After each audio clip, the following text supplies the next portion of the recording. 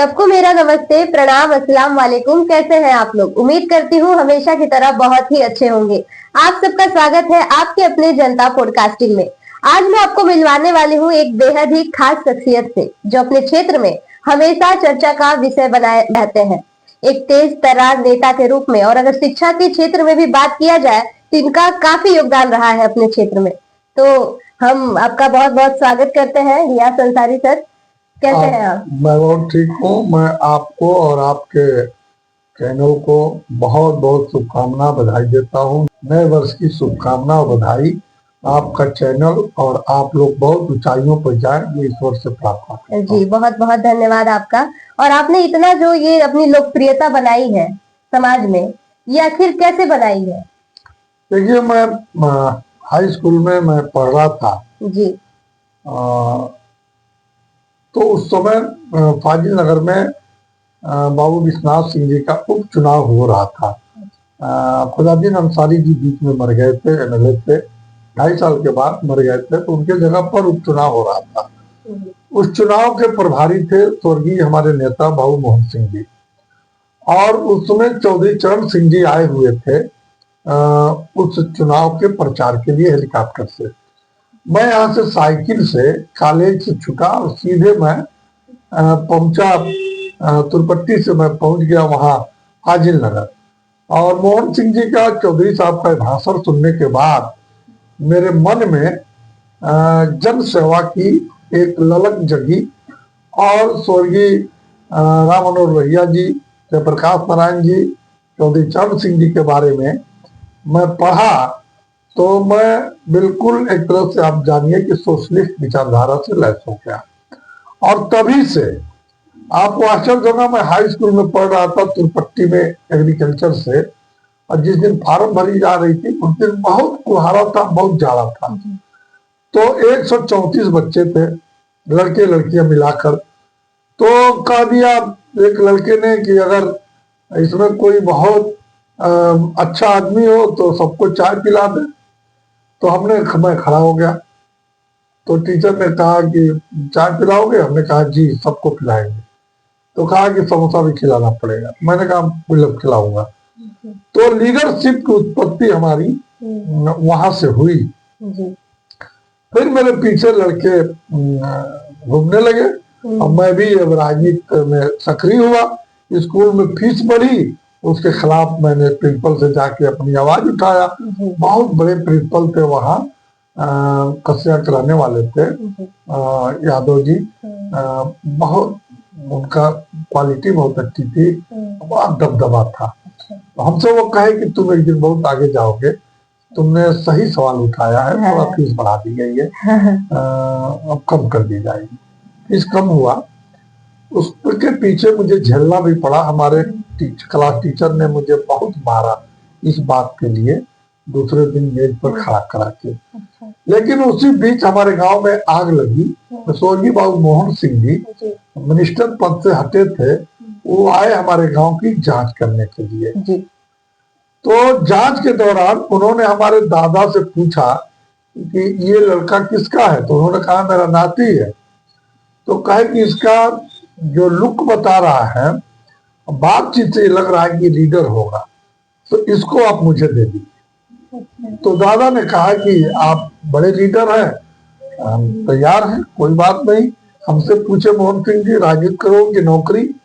तो मैंने कहा हम राजनीति में ज्यादा इंटरेस्ट रखते हैं, और राजनीति करेंगे, जनसेवा करेंगे। तो उसी वक्त से मेरी राजनीति शुरुआत हुई। यानी कि लीडरशिप की जो क्वालिटी थी वो स्कूलिंग टाइम से ही आपके अंदर आ चुकी थी। तो आप एज ए युवा के रूप में ही आप उभरना शुरू हुए, और आज इस समय एक ये दिन है कि आज बच्चा बच्चा इनका नाम जानता है, इतनी सारी लोकप्रियता इन्होंने हासिल की है। तो आप जो आजकल के युवा हैं हमारे क्षेत्र के, जो राजनीति में आना चाहते हैं, लेकिन कुछ आप देखते होंगे कि बहुत सारी बाधाएं भी आती है रास्ते में। जैसे आप जब आए होंगे तो कुछ चीजें आपने भी फेस करी होगी, तो आज की युवा भी फेस करे। खासकर अगर मैं बात करूं महिला के लिए, तो एक महिला अगर राजनीति में आना चाहती है तो सबसे ज्यादा उसे फेस करना पड़ता है लोगों की तमाम तरह की टीका टिप्पणियां। तो इस पे आप क्या कहना चाहेंगे, जो युवा है हमारे, जो राजनीति में आना चाहते हैं, खासकर महिलाएं? देखिए, महिलाओं के लिए तो बहुत आदर और सम्मान है मेरे दिल में। जी, और महिलाओं को उनका हक हकूक दिलाने के लिए महिलाओं को राजनीति में भी आना चाहिए।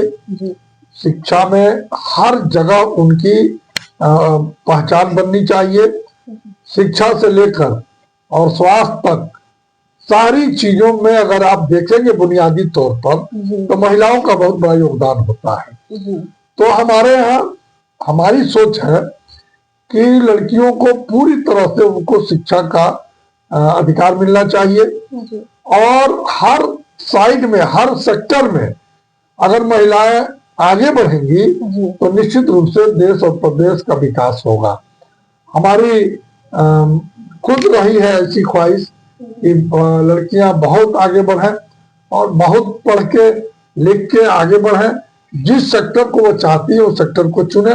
पुलिस में जाना चाहती है पुलिस में जाए, लेक्चर बनना चाहती है कॉलेज में जाए, टीचर बनना चाहती है स्कूल में जाए और तमाम सारी साइड जो है उसमें उनकी योगदान हो, ये मेरी इच्छा रहती है। और सरकारों को भी ये काम आगे बढ़ाना चाहिए। बिल्कुल, बिल्कुल। और जहां तक नौजवानों की बात आपने कही, नई पीढ़ी की, जी, मैं बहुत दुखी हूँ इस मामले में। नया जो नौजवान आज के तारीख में पैदा हो रहा है, जो जो नई पीढ़ी एक आई है, इस पीढ़ी के पास कोई विजन नहीं है।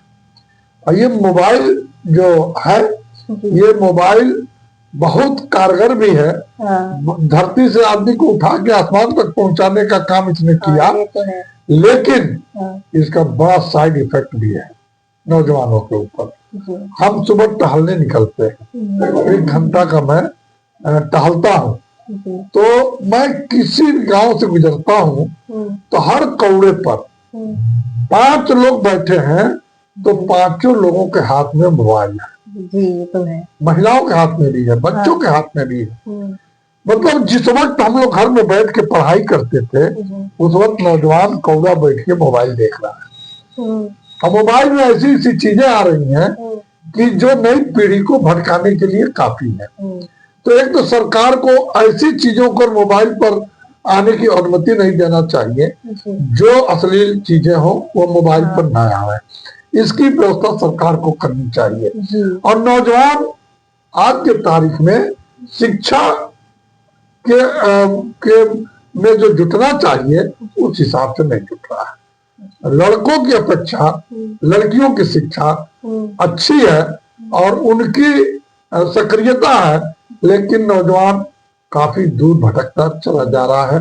उसका कोई विजन हमको समझ में नहीं आ रहा। तो आपको क्या लगता है, क्या इसमें उस नौजवान की सिंगल उसकी गलती है, क्या उसके पेरेंट्स की कोई गलती नहीं है? जहाँ तो उसके जो शिक्षण का कार्य किया जा रहा है, क्या उस विद्यालय की, उस कॉलेज की कोई गलती नहीं है इसमें, या फिर सरकार की कोई गलती नहीं है? क्या वो इसके लिए इकलौता जिम्मेदार है युवा? अगर उसके पास कोई विजन नहीं है, वो भटकता जा रहा है, तो इसका आखिर जिम्मेदार है कौन? सबसे पहले सरकार इसकी जिम्मेदार है कि सरकार को संसाधन उपलब्ध कराना चाहिए और शिक्षा स्वास्थ्य को एकदम निःशुल्क कर देना चाहिए। 1 रुपया न लगे जी, और किताब कॉपी की व्यवस्था खुद सरकार को करनी चाहिए। ये बुनियादी सवाल है। अगर शिक्षा हमारे पास नहीं रहेगा तो इस दुनिया के प्रचार जो हम कर रहे हैं इससे कोई फायदा होने वाला नहीं है। नहीं। शिक्षा एक ऐसी चीज है जो खुद प्रचार की एक माध्यम है। तो हम सरकारों की गलती है कि ये विद्यालय में न टीचर देने वाले हैं सरकारी और न कुछ संसाधन देते हैं। तो विद्यालय में बच्चे जाते हैं इतना। अब आप किसी विद्यालय को ले लीजिए, हमारे विद्यालय में मैं प्रिंसिपल हूँ, मेरे सहित 3 टीचर हैं और बच्चे अगर हैं 1000 तो हम कैसे पढ़ा पाएंगे आप बताइए। तो किसी न किसी तरह से नौजवान जो हमारी शिक्षिका हैं या शिक्षक हैं उनका शोषण होता है। उनको प्राइवेट स्कूलों में 2000, 3000, 4000, 5000 को पढ़ाना पड़ता है। उसको इस तरह से पैसा भी नहीं मिल पाता है जो उसकी क्वालिटी होती है। MA BEd करके हमारा नौजवान छात्र हो या छात्राएं हो या कोई भी टीचर हो, उसका सिवाय उसके दोहन के, उसके ऊर्जा के हम नुकसान पहुंचाने के उसको कुछ नहीं दे पा रहे। इसलिए सरकारों को पहले सजग होना चाहिए इस तरफ। दूसरा, पेरेंट्स को भी सजग होना चाहिए।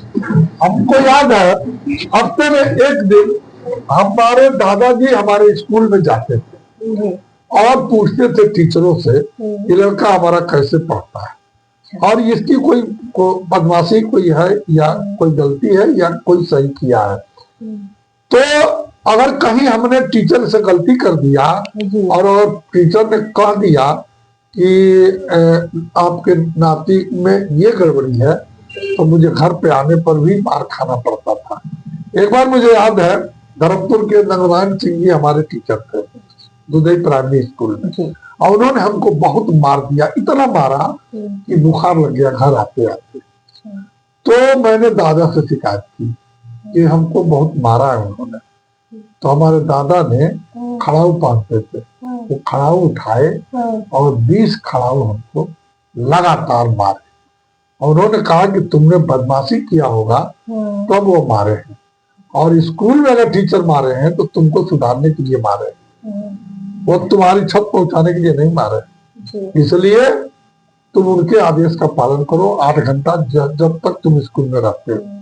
आज के तारीख में क्या है, आप किसी बच्चे को मार दीजिए, एक तो बच्चा तन के खड़ा हो जाएगा और दूसरे उसके गार्जियन आ जाएंगे आपसे उलझने के लिए। गार्जियन नहीं पूरे गांव वाले आ जाएंगे। तो ये व्यवस्था बदली है। बिल्कुल। अभिभावक ये समझता ही नहीं कि हमारा बच्चा पढ़ने गया है कि गुंडे करने गया है। जी। ये तो हमारा दायित्व है। हाँ। हम अपने बच्चे के बारे में पता करें। हाँ। हमारा बच्चा कितने देर सुबह पढ़ता है कितने देर रात को पढ़ता है। हाँ। ये हमारा दायित्व है। हम उस पर अभिभावक उस पर खड़ा नहीं उतर रहा है, इसमें अभिभावक की भी गलती है। और जब अभिभावक नहीं पूछेगा तो 12,000 15,000 का मोबाइल लड़के के पास कैसे आ गया, उसके पेरेंट्स ही खरीद के तो दे रहे हैं। और उसमें सबसे ज्यादा अगर कहिए तो लड़के की माँ की भूमिका होती है उनके पिता से कह के मोबाइल खरीदवाने की कि फला के घर में मोबाइल है, हमारा लड़का मोबाइल नहीं चलाता है इसलिए उसको मोबाइल चाहिए। तो मैं ऐसा समझता हूँ मोबाइल भी जरूरी है लेकिन उसको सही दिशा में ले जाया जाए तो वीडियो देखने के लिए नहीं। मैं ऐसा महसूस करता हूँ कि इसमें तीनों की सहभागिता और एक और नाम आपने लिया कॉलेज की, उसकी भी जिम्मेदारी है कि बच्चा कितने देर स्कूल में रहा और क्या होमवर्क किया, क्या स्कूल में पढ़ा, ये हमारी भी जिम्मेदारी है, उसका ख्याल रखना। तो क्या आपके क्षेत्र में जितने भी विद्यालय हैं, हम ज्यादा दूर की नहीं बात करेंगे, जो क्षेत्र आपके अंडर में आता है जहां तक आपका विचारधारा जा सकता है, तो वहाँ के जो विद्यालय हैं क्या वो फुल अटेंशन देते हैं अपने आगे बच्चों पे? देखिए ये बहुत बड़ी एक आपने बहुत बड़ा सवाल किया जी। पूरा वो सुविधा दे नहीं सकते क्योंकि सरकारी कोई योजना उनके पास इसके लिए है नहीं और विद्यालय अपने फीस के संसाधनों से अगर काम करते हैं तभी काम हो पाता है। तो वो सुविधा हमको नहीं, हम नहीं दे पाते जो सुविधा हमको बच्चों को देना चाहिए।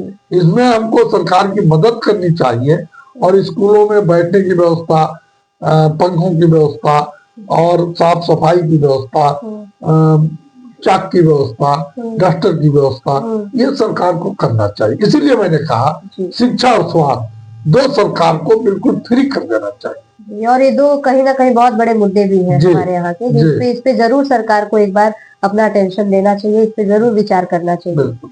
और अभी सर आप इतने लोकप्रिय हैं और आप एक बहुत ही अच्छे जाने माने समाज सेवी हैं, अभी आप वर्तमान में क्या कर रहे हैं समाज के लिए? देखिए मैं हमेशा समाज के अंदर जो कुरीतियां हैं, कुरीतियों के खिलाफ लड़ता हूँ। प्रशासनिक तौर पर अगर किसी का काम थाने से, तहसील से, डीएम एसपी से, एसडीएम से जो नहीं हो पाता है उसके जाने से वह मैं लड़के कराता हूँ। और गांव में, गांव स्तर पर छोटे मोटे झगड़े कम से कम 50 में रोजाना निपटाने का काम अपने दरवाजे पर बैठ के करता हूँ। तो लोगों की लड़ाई, लोगों के लिए संघर्ष करना और बुनियादी सवाल पर, चूंकि पावर मेरे पास जितना है उतना ही मैं उपयोग कर सकता हूँ। किसी बीमारी की इलाज कराने के लिए अपने गाड़ी से भी लेके लोगों को जाता हूँ अस्पताल, और जितना हो सकता है मेरी जो औकात है उस हिसाब से उनकी आर्थिक मदद भी करता हूँ।